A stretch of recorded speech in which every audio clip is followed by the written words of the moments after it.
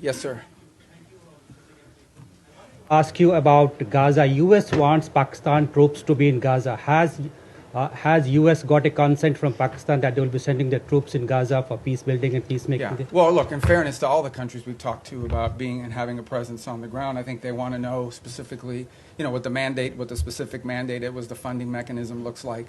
So we're very grateful to Pakistan for their offer to be a part of it, or at least their offer to consider being a part of it. I think we owe them a few more answers before we can ask anybody to firmly commit.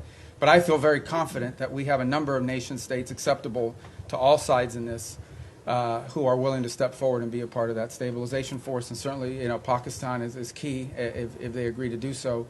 But I think we owe them a few more answers before we get there. We're trying to make a lot of progress here with I think the next step here is announcing the Board of Peace, announcing the Palestinian Technocratic Group that will help provide daily governance.